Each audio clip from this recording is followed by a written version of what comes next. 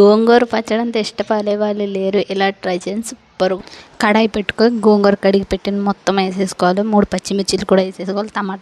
టమాటా వేసేసుకొని మొత్తం కలిపేసుకోవాలి. మొత్తం కలిపేసుకొని టమాటా అయితే కొద్దిగా టేస్ట్ అయితే బాగుంటుంది. పచ్చిమిర్చి టమాటా వేసుకుని టేస్ట్ బాగుంటుంది. కలిపేసుకొని మూత పెట్టేసుకోవాలి. 2 నిమిషాలు మగ్గిన తర్వాత 2 నిమిషాలు గోంగూర మగ్గిన తర్వాత కొద్దిగా చల్లగా అయిన తర్వాత మిక్సీ పట్టేసుకోవాలి. మిక్సీ పెట్టుకొని పక్కన పెట్టేసుకొని ఇంకోటి తాలింపు పెట్టాలి. తాలింపుకి జీలకర్ర ఆవాలు వేసేసుకొని కరివేపాకు కూడా వేసేసుకోవాలి. ఆల్రెడీ మనం పచ్చిమిర్చి ఇవన్నీ వేసినాం కాబట్టి తాలింపు అది వేసేసుకొని గోంగూర మిక్సీ పెట్టింది వేసేసుకోవాలి. మొత్తం కొద్దిగా నీళ్ళు యాడ్ చేయాలి. కారం ఉప్పు పసుపు వేసుకొని మొత్తం కలిపేసుకోవాలి. మొత్తం కలిపి వాటర్ మొత్తం లేకుండా మొత్తం దగ్గరకు అయినట్టు కలుపుకొని ఆయిల్ మొత్తం పైకి తేలేలా కలుపుకోవాలి. ఆయిల్ మొత్తం పైకి వచ్చిన తర్వాత మనం వేడి అన్నంతో గోంగూర పచ్చడి వేసుకొని తింటుంటే అబ్బబ్బా సూపర్గా ఉంటుంది. నాకైతే చాలా బాగా నచ్చింది. మీరు కూడా ట్రై చేయండి. ఉంటాను. బాయ్.